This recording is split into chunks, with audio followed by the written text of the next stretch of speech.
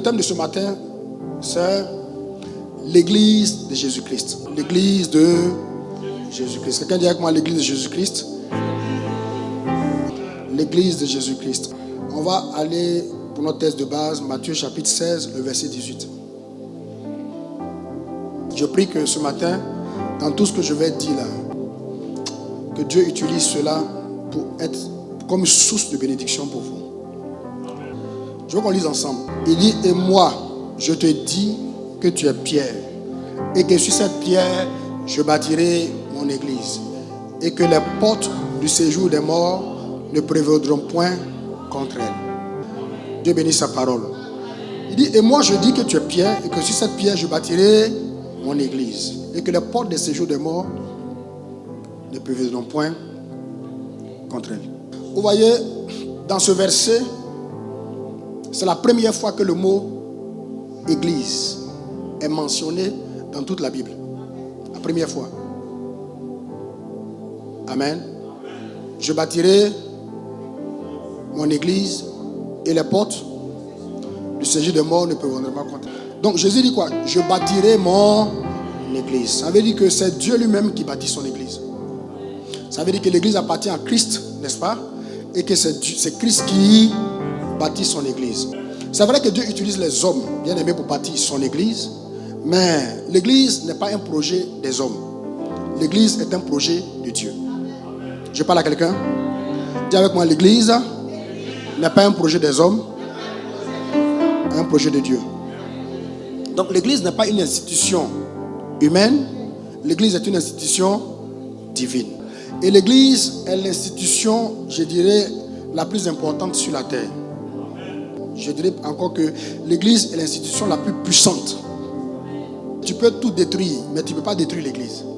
Il dit, je bâtirai mon église et les portes des séjours des morts. Même le diable, dans toute sa colère, ne peut pas détruire l'église. Mais l'église, bien aimé, ce n'est pas un bâtiment. L'église, ce n'est pas 4 murs. Vous voyez, ici on est là, il y a 4 murs, n'est-ce pas? Il y a ce mur ici, le mur à droite, le mur à gauche, puis le mur au fond, derrière. L'église, ce n'est pas 4 murs. L'église, ce n'est pas un bâtiment. L'église, ce n'est pas une chapelle. Non, non. Non. L'église, ce n'est pas un temple. On le dit abusivement plutôt. Je vais à l'église. Mais l'église, ce n'est pas tout ça. L'église, c'est toi et moi. L'église, c'est nous tous. Dis avec moi, l'église, c'est moi. Dis-le bien, j'entends pas. L'église, c'est l'ensemble des hommes et des femmes qui confessent Jésus comme Seigneur et Sauveur. Tous ceux qui confessent Jésus comme Seigneur et Sauveur sont l'église. Dis avec moi, je suis l'église. Ok, ça c'est juste l'introduction.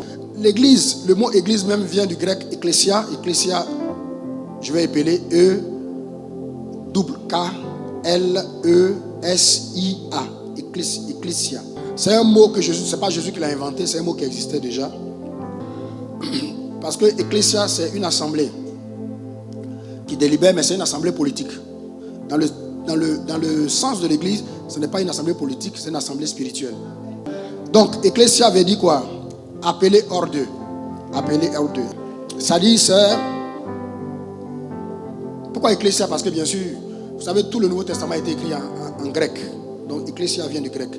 Donc, ecclesia, c'est assemblée, appelée hors d'eux. Assemblée séparée, mise à part. Dans le sens de sanctifier. Assemblée qui est sanctifiée. Quelqu'un dit avec moi sanctifié. Donc nous sommes des sanctifiés. Dis avec moi, je suis un sanctifié. Eh, j'entends pas ta voix là, tu parles pas beaucoup, hein? Sanctifié. Donc comme je l'ai dit, ce n'est pas une assemblée politique, c'est une assemblée spirituelle. Mais ce matin, ce n'est pas de ça qu'il va s'agir. Ce matin, nous allons parler essentiellement de ce que j'appelle les 5 objectifs de l'église. Quelqu'un dit avec moi les 5 objectifs de l'église. Ok, il y a dans la Bible 2 déclarations du Seigneur Jésus qui résument les 5 objectifs de l'église. Amen. Premièrement, il y a ce qu'on appelle le grand commandement et ensuite il y a ce qu'on appelle la grande commission. Amen. On va voir. Le grand commandement, c'est Matthieu 22, verset 37 jusqu'au verset 40. Matthieu 22, oui. Ok, la Bible dit, Jésus lui répondit, tu aimeras le Seigneur ton Dieu de tout ton cœur, de toute ton âme et de toute ta pensée. Oui. C'est le premier et le plus grand commandement. Oui. Et voici le second qui lui est semblable. Tu aimeras ton prochain comme toi-même. De ces deux commandements dépendent toute la loi et les prophètes. Donc, à partir du grand commandement, on va tirer deux objectifs de l'Église. Et ensuite, maintenant, il y a ce qu'on appelle la grande commission. Matthieu 28, versets 19 et 20. Il dit, allez, faites de toutes les nations des disciples, les baptisant au nom du Père, du Fils et du Saint-Esprit. Et enseignez-leur à observer tout ce que je vous ai prescrit. Et voici, je suis avec vous tous les jours jusqu'à la fin du monde. À partir de ce qu'on appelle la grande commission, on va tirer 3 objectifs de l'Église. Donc, les 5 objectifs donc, de l'Église sont, premièrement, l'adoration. Deuxièmement, le ministère, c'est-à-dire le service. Troisièmement, l'évangélisation. Quatrièmement, la communion fraternelle. Et enfin, le discipulat, c'est-à-dire la formation du disciple. Ok. Tout à l'heure, on va aller en détail. Mais ce que je voulais que vous reteniez, c'est que ces 5 objectifs de l'Église résument tout ce que l'Église doit être et tout ce que l'Église doit faire. Je répète. Il dit ces 5 objectifs de l'Église résument tout ce que l'Église doit être et tout ce que l'Église doit faire. Ce matin, je crois que Dieu va te bénir. Vous savez, quand je viens et puis Dieu va te bénir, je sens ça. Ok, donc les 5 objectifs de l'Église également résument ce que les gens peuvent trouver dans l'Église et qu'ils ne peuvent pas trouver nulle part ailleurs. C'est seulement dans l'Église qu'on peut trouver ces 5 objectifs. Dans l'Église et nulle part ailleurs. Dis avec moi, dans l'Église et nulle part ailleurs. Je dirais même que ces 5 objectifs sont ce qui distingue l'Église de toutes les autres institutions. Et notre engagement à nous, en tant que CCIE, c'est de bâtir l'Église autour de ces 5 objectifs. Et nous prions que Dieu nous assiste. Ok, donc on va aller étape par étape, objectif par objectif. Le premier objectif, c'est l'adoration. Vous savez, adorer Dieu, c'est le premier objectif de l'Église. L'Église existe pour adorer Dieu. On n'est pas ici pour adorer un homme. Et quel que soit l'amour que tu me portes, tu n'es pas ici pour m'adorer. Tu es ici pour faire quoi? Adorer Dieu. Il faut m'aimer. Il ne faut pas m'adorer. Moi, je ne veux pas mourir vite à cause de toi. La gloire est à Dieu. Ok, donc, dans Matthieu 22, qu'on a lu tout à l'heure, dans le grand commandement, Matthieu 22, versets 37 et 38, il dit, Jésus lui répondit, tu aimeras le Seigneur ton Dieu de tout ton cœur, de toute ton âme et de toute ta pensée. C'est le premier et le plus grand commandement. Le premier et le plus grand de tous. Tu aimeras le Seigneur ton Dieu de tout ton cœur. Demande à ton voisin, est-ce que tu aimes Dieu de tout ton cœur? Non, je n'ai pas dit à toi-même. Il faut regarder ton voisin et puis tu lui demandes, est-ce que tu aimes Dieu de tout ton cœur? Oui, c'est le plus grand. Il y a des gens qui aiment Dieu, mais pas de tout leur cœur. Le quart, les trois quarts là, ils sont en train de faire autre chose avec. Il dit, tu aimeras Dieu de tout ton cœur. Donc, le mot que la Bible emploie pour décrire cet objectif, c'est le mot adoration. Quelqu'un dit avec moi adoration. Aimer Dieu de tout son cœur, c'est quoi? C'est l'adorer. Je vais diminuer un peu, juste un peu. Aimer Dieu de tout son cœur, c'est quoi? L'adorer. Quand on dit que quelqu'un aime Dieu, ça veut dire que c'est un adorateur de Dieu. Est-ce que ce matin il y a des adorateurs de Dieu ici? J'ai dit, est-ce qu'il y a des adorateurs de Dieu ici ce matin? Les bras katalaba sata. Amen. Bien aimé, il ne faut pas avoir honte. La Bible dit que celui qui aura honte de Dieu devant les hommes, Jésus aussi aura honte de lui devant son Père quand il viendra avec ses anges. J'ai dit, est-ce qu'il y a des adorateurs de Dieu ici ce matin? Je suis un adorateur de Dieu. Et si c'était à refaire, je serai encore un adorateur de Dieu. Je parle à quelqu'un? Écoutez, comment est-ce qu'on aime Dieu de tout son cœur? C'est en l'adorant. C'est en l'adorant. L'Église existe pour adorer Dieu. C'est le premier objectif de l'Église.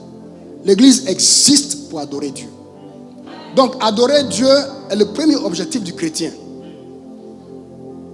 Tu vis pour adorer Dieu. Dis-le avec moi, je vis pour adorer Dieu. Vous savez, Dieu aime ça. Dieu aime quand les gens le disent de façon spontanée.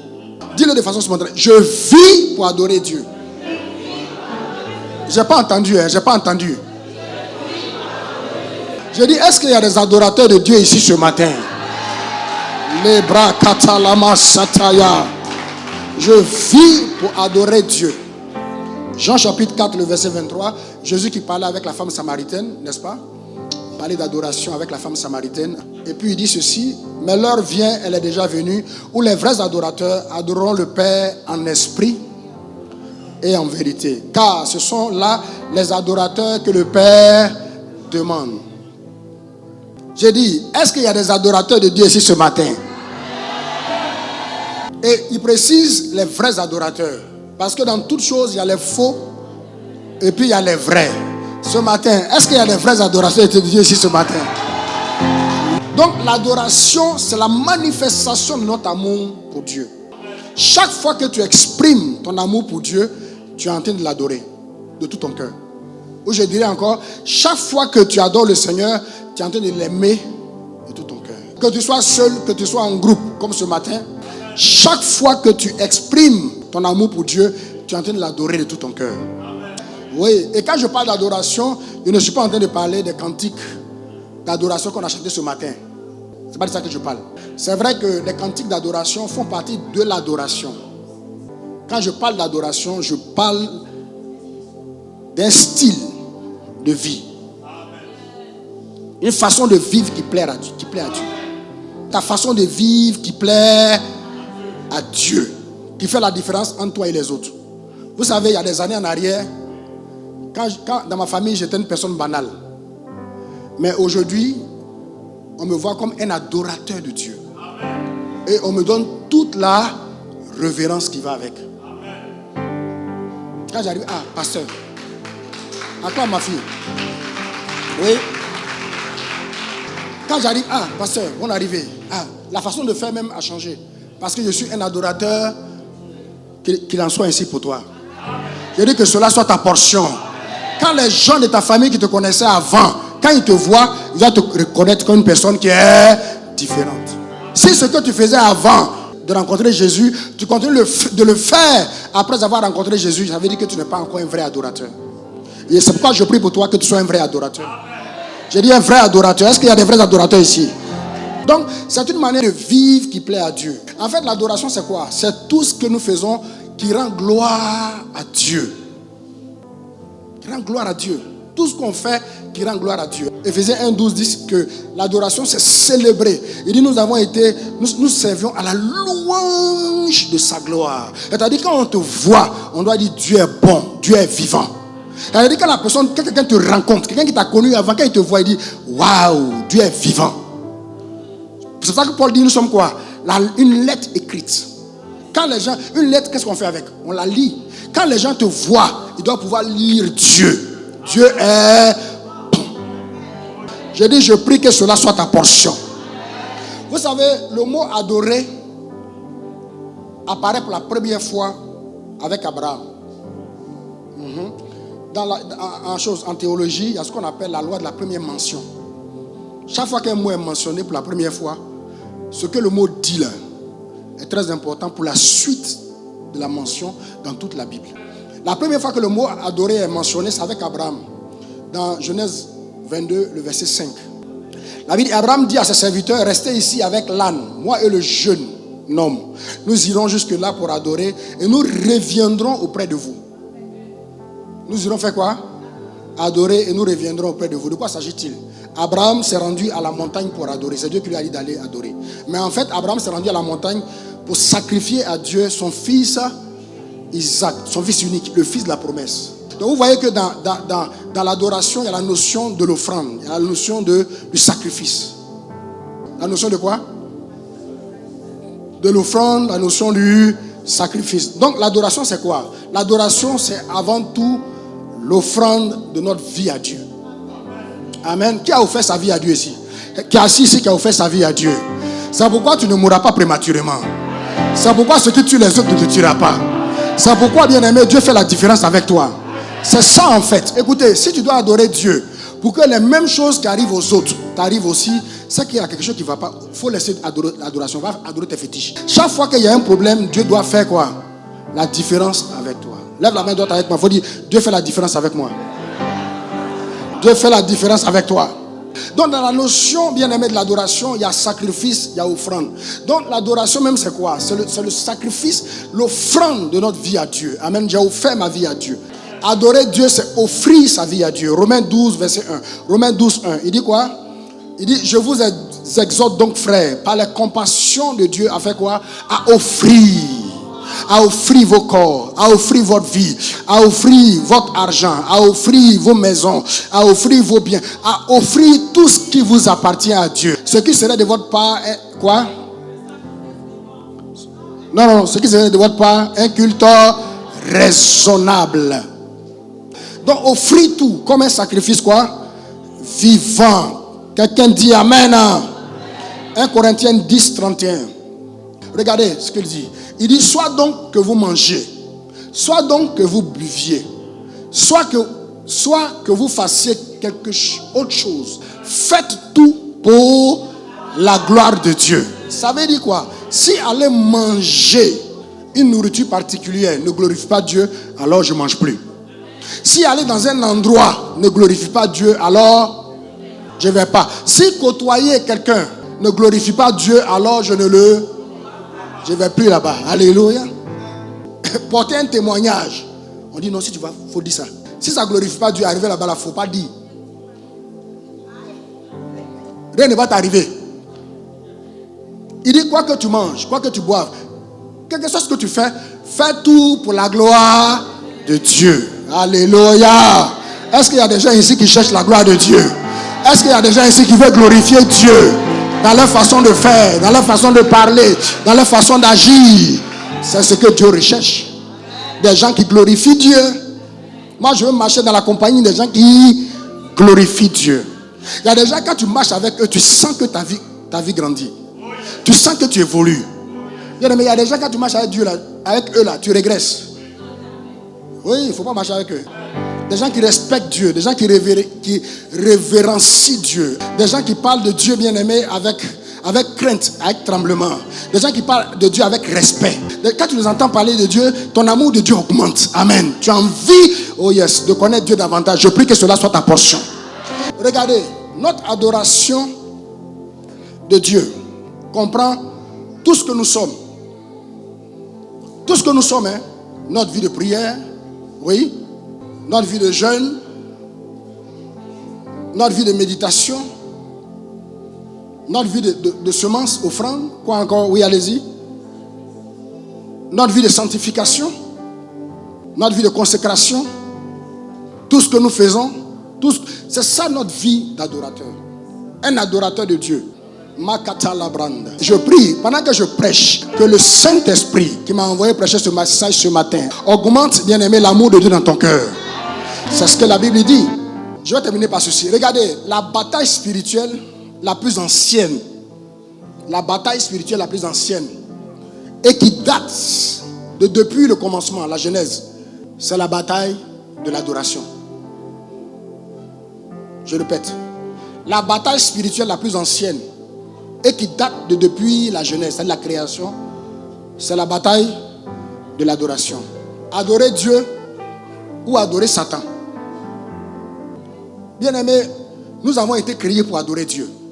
L'homme n'a pas été créé pour adorer la création, la créature, parce que Satan même c'est la création. Mais vous savez, le diable a cette particularité. Le diable détourne l'adoration de Dieu à son profit. C'est pourquoi nos parents ont adoré des bois, ils ont adoré des forêts, ils ont adoré des rivières, ils ont adoré des pierres.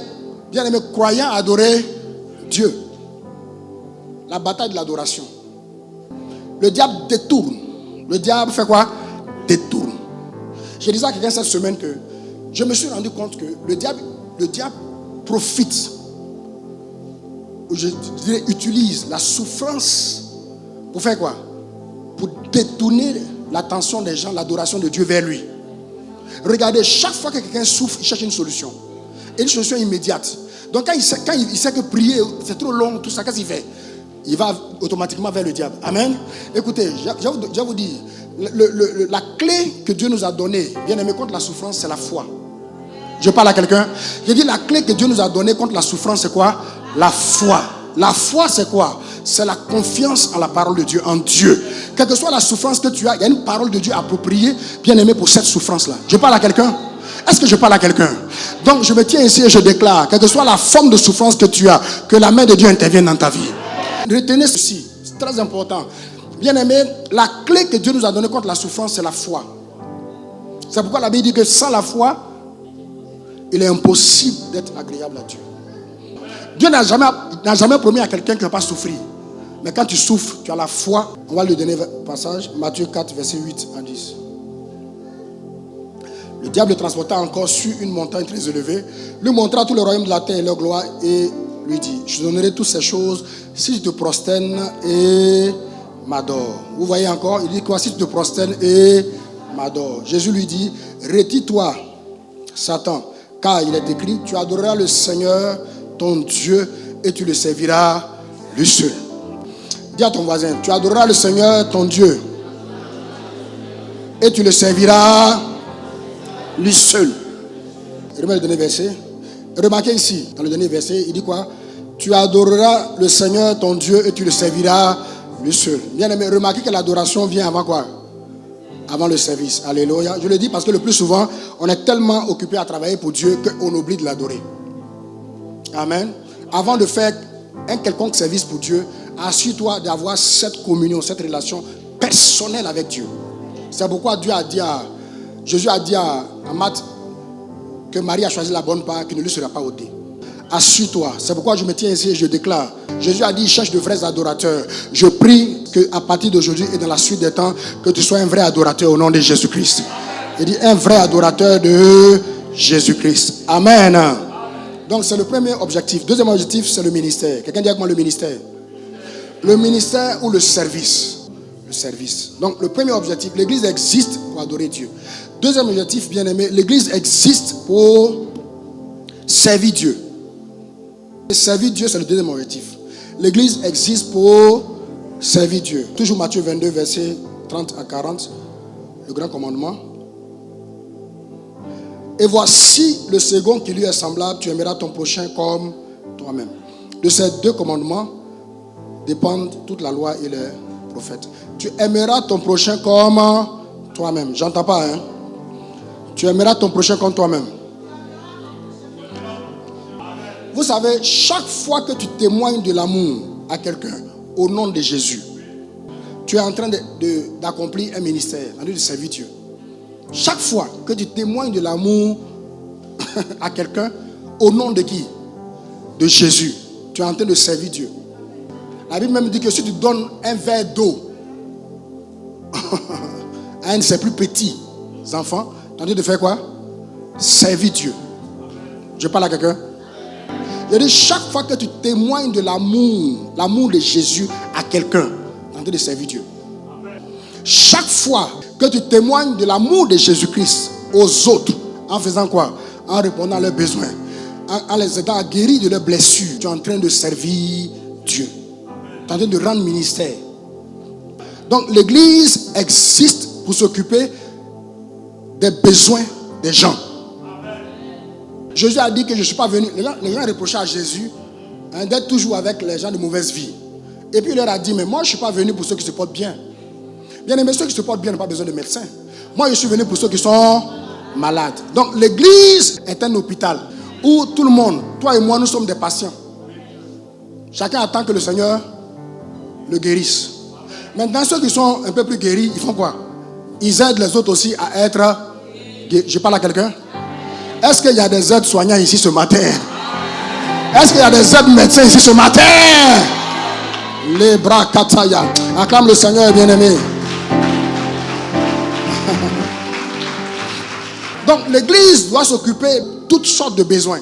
Toutes sortes de besoins. Besoins spirituels. Mais il n'y a pas que les besoins spirituels. Hein. Parce que les gens pensent que l'homme c'est seulement le spirituel. Non, l'homme c'est deux dimensions. La dimension naturelle et la dimension quoi? spirituel. Donc, l'église doit s'occuper de toutes sortes de besoins. Les besoins spirituels, mais aussi les besoins émotionnels. Les besoins relationnels. Il y a des gens qui n'arrivent pas à avoir de bonnes relations avec les autres.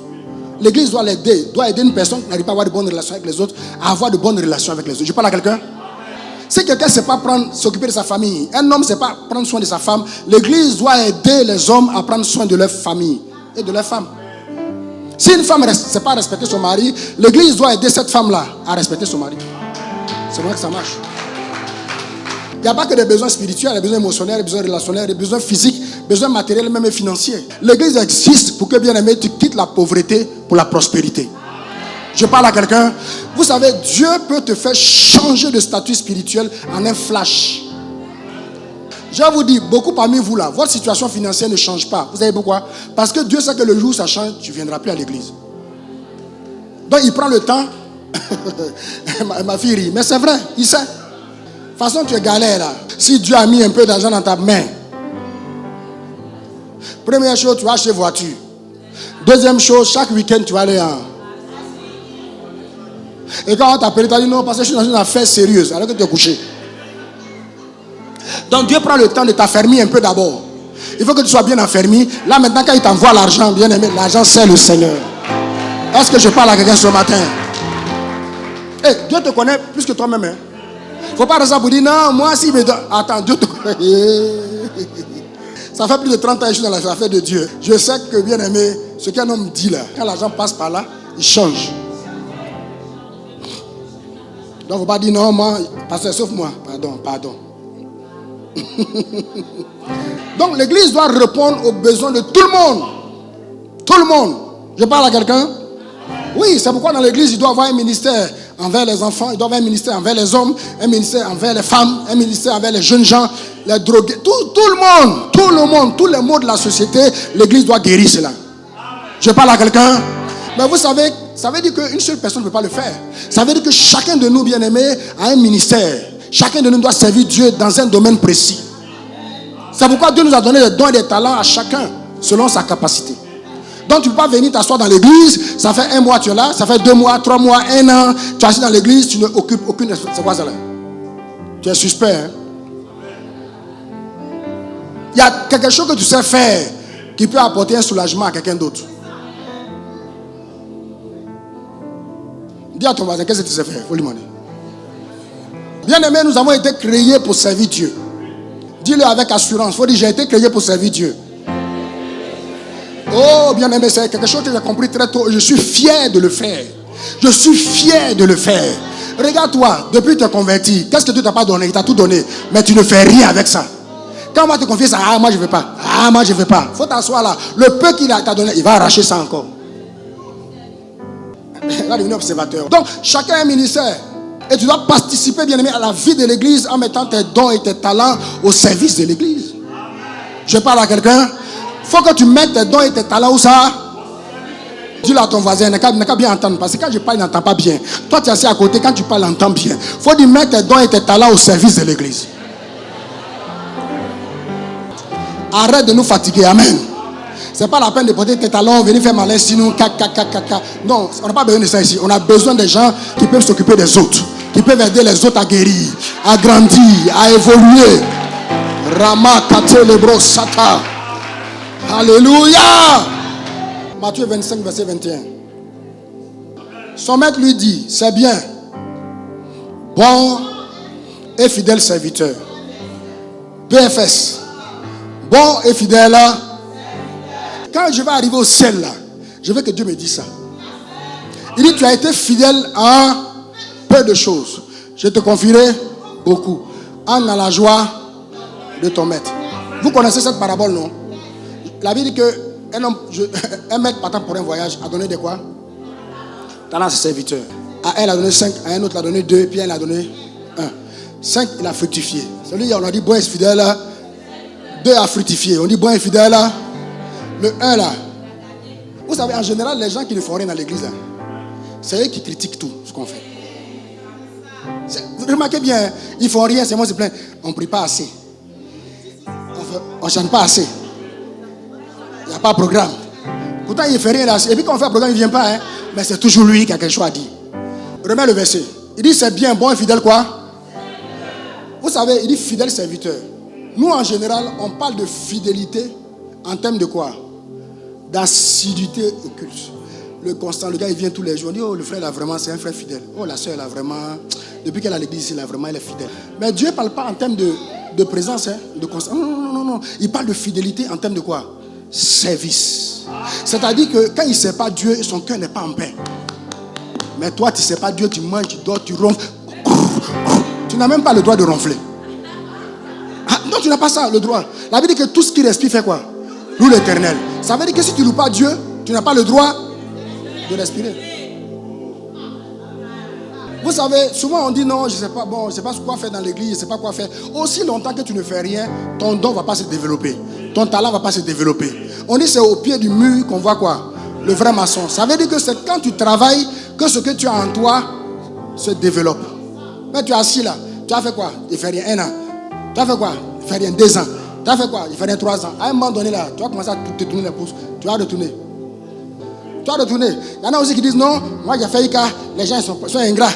Quand il fait les gens ne sont pas reconnaissants, ils me parlent mal. Je te dis, si tu sais Dieu, oh, tu seras confronté à toutes sortes, bien aimés, de frustration. Ah, c'est normal. Si tu es menuisier, quelqu'un dit que si tu es menuisier, il y a au moins un jour où il y a un marteau qui a tapé sur ta main. Si tu es femme cuisinière, il y a au moins un jour où le couteau t'a coupé. Ou bien, si tu prends un ouvrier, ses mains sont dues quoi, ça paume. Si tu es une femme que tu maries un ouvrier, il ne faut pas te plaindre. Si tu te caresses, que ça te blesse un peu, il ne faut pas te plaindre. Sa paume est dure. Parce que c'est un ouvrier. Mais toi, tu ne fais rien. Tu n'as aucune blessure. Tu n'as rien. Tu n'as pas d'expérience. Ça fait 10 ans que tu es chrétien. Rien. Et ça ne te dit rien. Tu n'as pas le droit de respirer. Deuxième objectif de l'église, c'est quoi? Oui, le ministère, le service. Le troisième objectif de l'église, c'est l'évangélisation. Quelqu'un dit avec moi évangélisation. Donc l'évangélisation est le troisième objectif. L'église existe pour évangéliser, c'est-à-dire pour gagner des âmes. Maintenant on vient dans la grande commission. Il dit, allez, faites de toutes les nations des disciples. Allez, faites de toutes les nations quoi? Des disciples. Cet objectif s'appelle l'évangélisation. Quelqu'un dit avec moi l'évangélisation. J'entends pas, j'entends pas. Écoutez, l'église existe pour annoncer la parole de Dieu aux gens. Paul a dit, nous sommes des ambassadeurs pour Christ. N'est-ce pas? Ambassadeur. Un ambassadeur, c'est quelqu'un qui représente son pays dans un autre pays. Écoutez, l'église est l'une, CCIE, c'est l'une des nombreuses représentations diplomatiques qui est de Dieu, céleste qui existe sur la terre. Donc, où tu es là, tu es un ambassadeur de Dieu. Tu es une ambassadrice de Dieu. Dis-le à ton voisin, il faut dire que tu es un ambassadeur de Dieu. Alléluia. Et en tant qu'ambassadeur, ta mission c'est faire quoi? C'est d'évangéliser le monde. Évangéliser le monde. C'est-à-dire que nous sommes dans un pays. Le pays dans lequel nous sommes, c'est la Côte d'Ivoire. Et vous tous qui êtes ici, bien aimés, vous êtes des ambassadeurs. Et la raison pour laquelle notre pays nous a envoyés, notre pays c'est le royaume des cieux. En tant qu'ambassadeur, notre portefeuille c'est quoi? C'est aller dans... C'est-à-dire qu'on sort de ce portail-là. On va dans toute la Côte d'Ivoire pour faire quoi? Pour gagner la Côte d'Ivoire, pour les amener dans l'église. Je parle à quelqu'un? Est-ce que je parle à quelqu'un? Dis, je suis un ambassadeur de Christ. Donc ça veut dire quoi? Que nous devons sortir de l'église. Nous devons aller à la rencontre des gens qui sont dans leur maison, dans les rues, dans les marchés, dans les bureaux. On doit aller à leur rencontre pour leur témoigner de Christ. Oui, l'évangélisation, c'est la mission que nous a laissé Jésus. Il nous fait confiance pour ça. Il croit en nous pour ça. Quelqu'un dit Amen. Il croit en nous pour ça. On doit aller communiquer l'amour de Dieu. Non seulement à nos proches, mais aussi à ceux qui sont lointains. Communiquer l'amour de Dieu. Pasteur Adia le disait mercredi. Il dit maintenant, quand il voit, toute personne qui voit, il voit un potentiel chrétien. C'est ça. Quand tes collègues, les gens qui sont autour de toi, c'est pas pour bavarder seulement toute la journée, parler des choses du Facebook, parler des bérets, tout ça là, parler de monsieur, madame, parler de Nicapol. C'est pas pour ça. Non, je vous dis, c'est pas pour ça. Mais il faut que tes collègues, vous criez, donc vous savez de quoi il s'agit.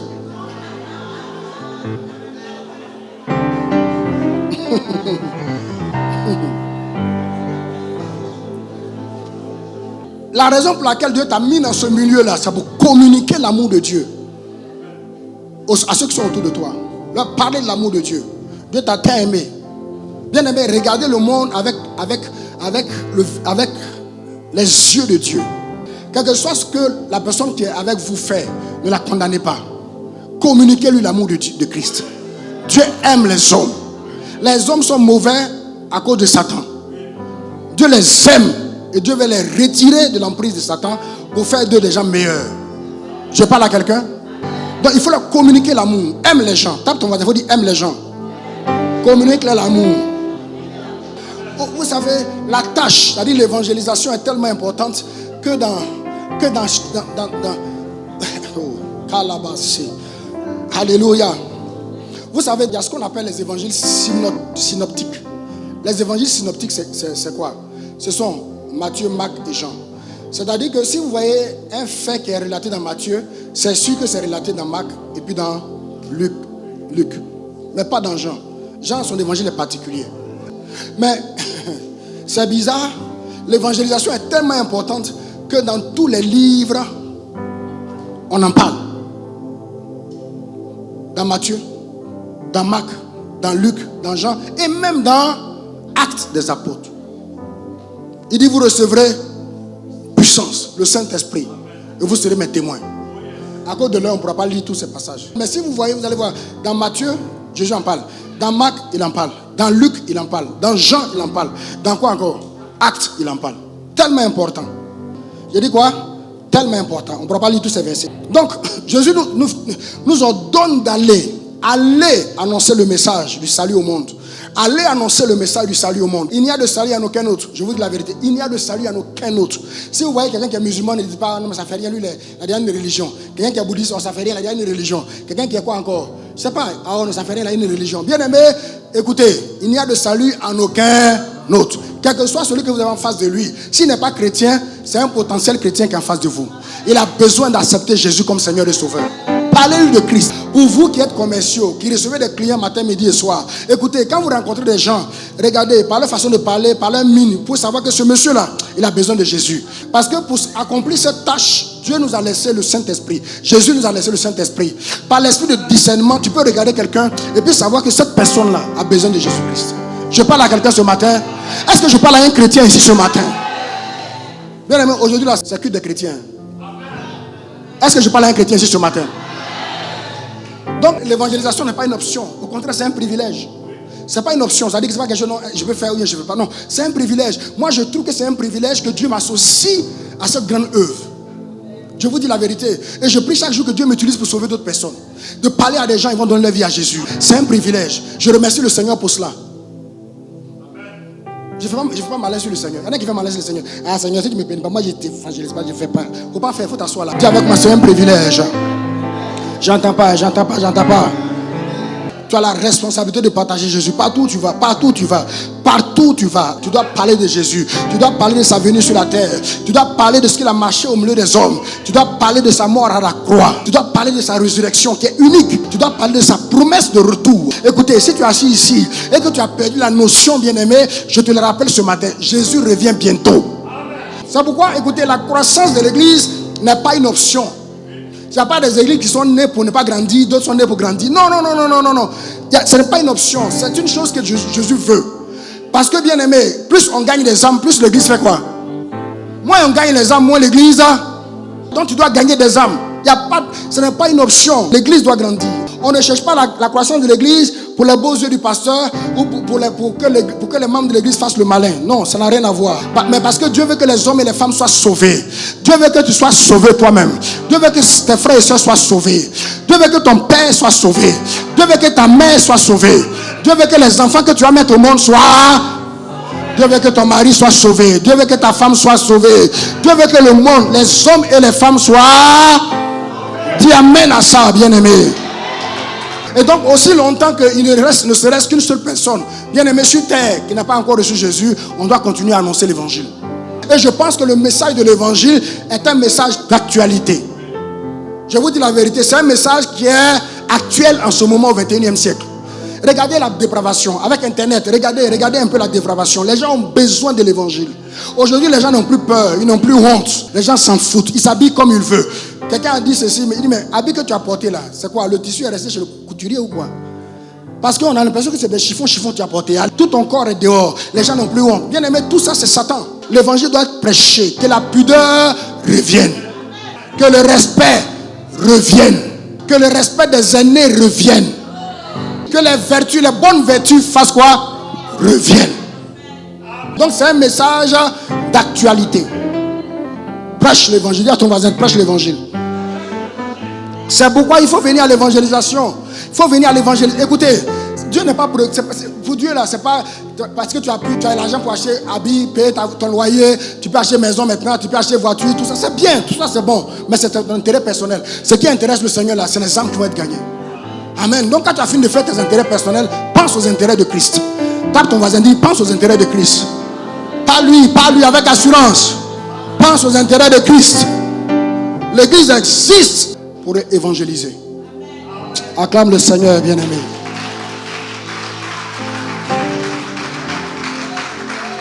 Bien-aimé, je sens le mouvement de l'esprit. Je sens la vague de l'esprit. Oh, il dit vous connaîtrez la vérité et la vérité fera quoi? Vous affranchira. Pendant qu'ils sont en train de prêcher, la vérité est en train d'être distillée. Elle brise le joug de l'ennemi. Elle brise les œuvres du diable. Quelqu'un dit Amen. Quatrième objectif, la communion fraternelle. L'église existe pour développer de bonnes relations fraternelles. Je dirais même des relations humaines. C'est pour ça que l'église existe. Toujours dans la grande commission, il dit allez faire de toute la nation des disciples, les baptisants au nom du Père, du Fils et du Saint-Esprit. Les baptisants. Donc, et cet objectif s'appelle la communion fraternelle. La question que je pose, pourquoi le Seigneur Jésus accorde-t-il autant d'importance au baptême dans la grande commission? Pourquoi? Pourquoi autant d'importance? Pourquoi le baptême occupe une place importante dans les propos de Jésus à la fin de sa vie? Baptisez-les. Parce que le baptême en fait symbolise l'un des objectifs de l'église, qui est la communion fraternelle, c'est-à-dire l'appartenance au corps de Christ. Le baptême, c'est l'intégration dans le corps de Christ. Quand on te baptise, on est en train de faire quoi? On est en train de t'intégrer, t'incorporer dans le corps de Christ. Donc, la vie chrétienne, ce n'est pas seulement croire en Dieu, mais c'est aussi appartenir à une église. Vous qui vous plaignez toujours, ah non, moi, il ne va pas dans l'église, ah non, je suis fatigué d'église, ah, je suis fatigué d'église. Bien aimé, Jésus dit, il bâtit son église. Il n'a pas dit, j'ai bâti des chrétiens. Il dit, il bâtit son église. Tu as besoin de moi, j'ai besoin de toi. Et je ne suis pas fatigué de toi, et toi aussi, tu n'as pas le droit d'être fatigué de moi. Dis à ton voisin, oui, ma vie, mais pourquoi il me fatigue même? Dis à ton voisin, je ne suis pas fatigué de toi, et puis toi, tu n'as pas le droit d'être fatigué de moi. Pourquoi tu vas être fatigué de moi? Je t'aime, même si tu ne m'aimes pas, je t'aime quand même. Un camaraderie forcée. Vous avez déjà vu ça, non? Il y a des gens que vous n'aimez pas, mais vous aimez votre affaire. Il va t'appeler, il est toujours là. Quand on est jeune là, on dit, on va à notre... Il ne suit pas. Et puis il est là, il vous suit. Merci fils. Il vous suit forcé. Je t'aime. Dis à ton voisin, je t'aime. Même si tu ne m'aimes pas, moi je t'aime. Donc l'église existe pour offrir la communion fraternelle aux chrétiens. Tes meilleurs amis ne doivent pas être en dehors de l'église. Tes meilleurs amis doivent être ici à l'église. Pas pour faire le béret, mais pour servir Dieu. C'est pas pour faire béret, c'est pas pour faire commérage, médisance, parler du pasteur. Il y a des gens même qui parlent du pasteur, n'ont pas peur. Quand même, il faut avoir un peu peur quand même, ou bien. Nous-mêmes, on était jeunes dans la foi là. On parle du pasteur, même on est un peu. On n'a pas peur. Soit c'est dans le salon, il parle du pasteur. Il m'a épulé. Ah, t'es courageux, hein? C'est pas où tu prends ton courage là, mais vraiment. Ou bien il parle de la femme du pasteur, sans peur, quoi, ça ne dit rien. Et puis quand tu parles, moi c'est comme ça, je suis, hein? Moi là, je parle, je m'en fous. Hey! Ah, ça, il faut faire attention. Hein? Ephésiens 2, 19. Ainsi donc, vous n'êtes plus quoi? des étrangers, ni des gens de eux. Mais vous êtes citoyens des saints, plutôt concitoyens des saints, gens de la maison de Dieu. Je suis de la maison de... Est-ce qu'il y a des gens de la maison de Dieu ce matin? C'est ce que tu es. C'est ce que je suis. Amen. Je n'ai pas besoin que quelqu'un confirme ça. Si Dieu le dit, c'est l'essentiel. Je suis de la maison de Dieu. Donc, tu es né de nouveau pour appartenir à la famille de Dieu. Tu es né de nouveau pour être connecté aux autres enfants de Dieu. Donc, nous sommes interconnectés. Amen. C'est très important. Écoutez, la vie chrétienne, ce n'est pas une affaire purement individualiste. Souvent, on entend les chrétiens dire, le salut est quoi?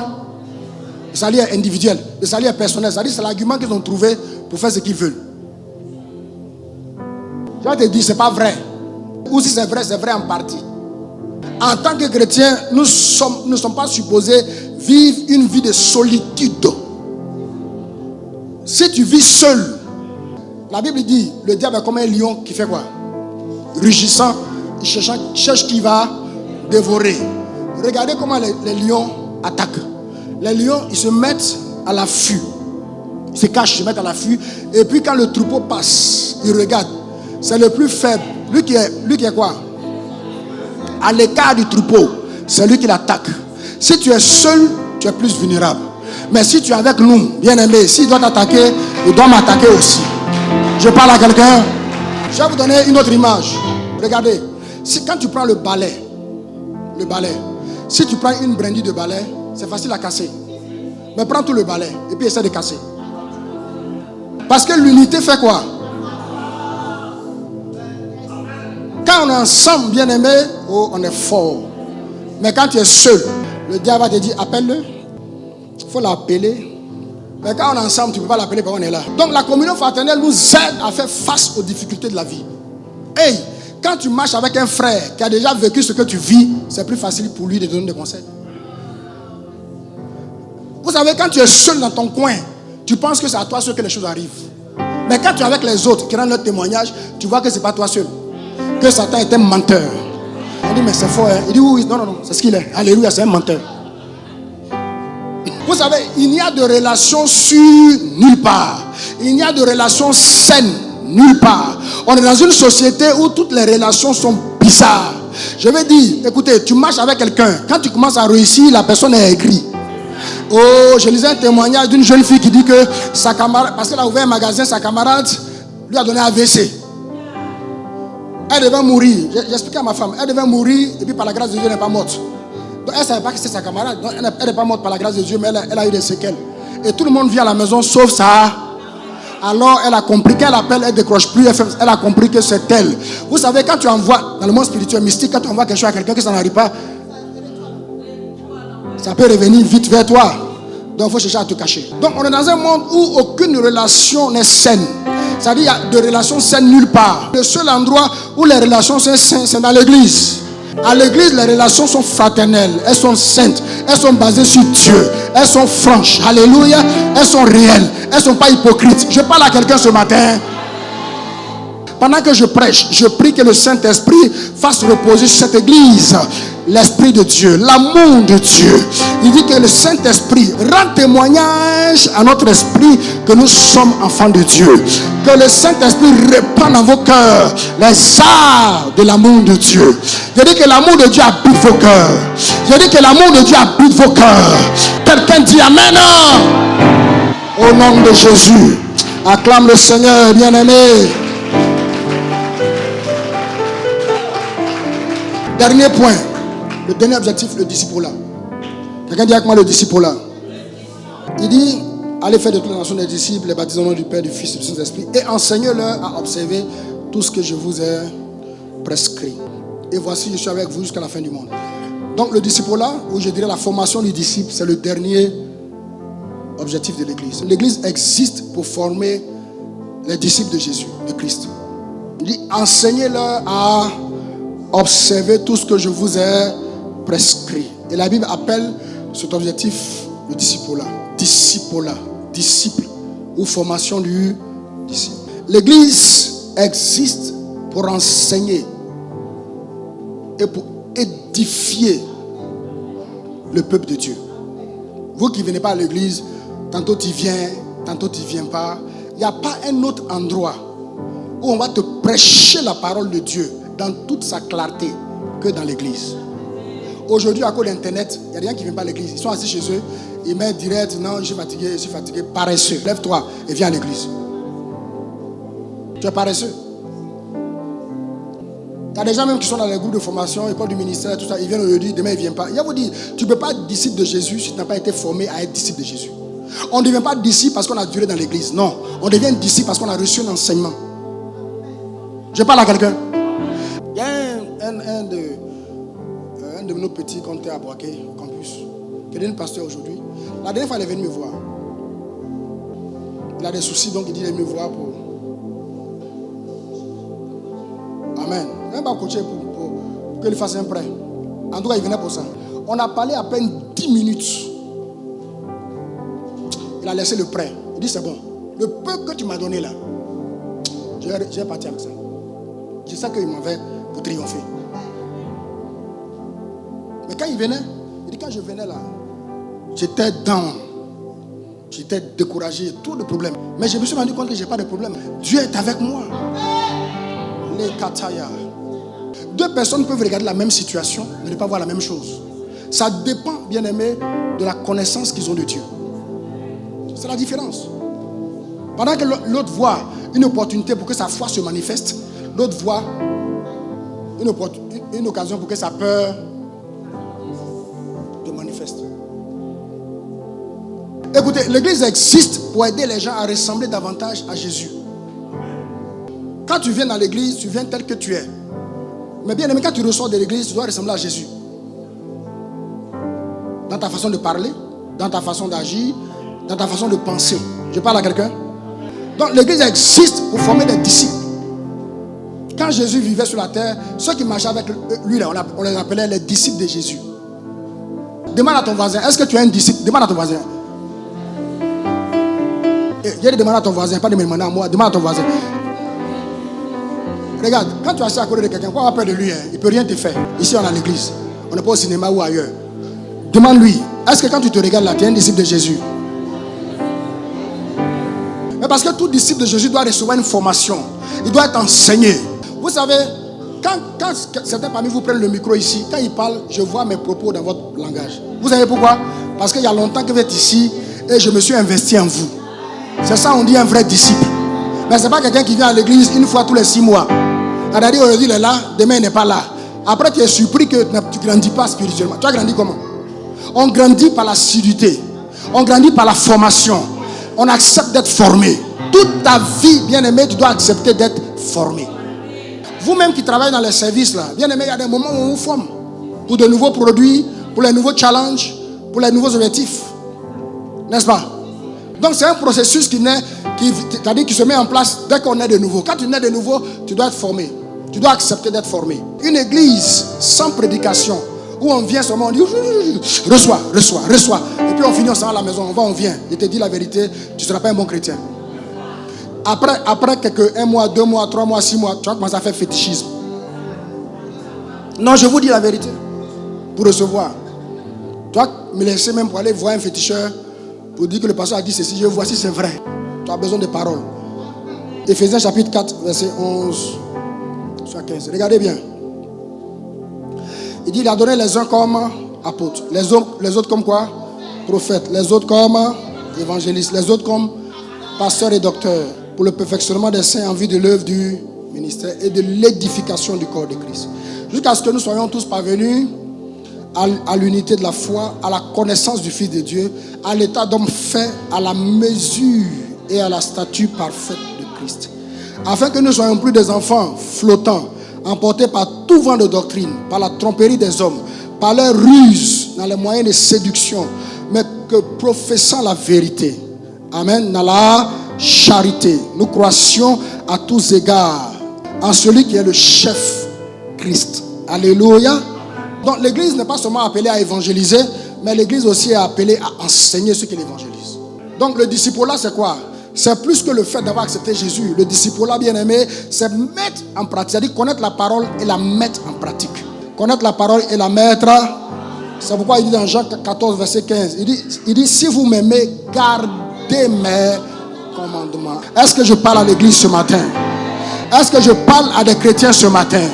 Des hommes et des femmes qui ont choisi de garder les commandements de Dieu. Oui, bien aimé. Garder les commandements de Dieu, ce n'est pas facile. Parce qu'on est dans un monde où il y a tellement de choses à garder. Beaucoup de choses à garder, surtout dans le monde internet. Mais il dit gardez mes commandements. Ne gardez pas les autres choses, mais gardez mes commandements. Ah, je parle à un disciple ce matin. Je parle à quelqu'un qui a accepté de ressembler à Jésus. Je parle à quelqu'un qui a accepté d'être mature comme Jésus. Je prie que le Saint-Esprit t'aide à cela. Je dis qu'il t'aide à devenir un disciple de Jésus. Disciple de Jésus. De sorte que quand tu seras devant le Seigneur, qu'il te dise bon et fidèle, entre dans la joie de ton maître. Que Dieu te bénisse.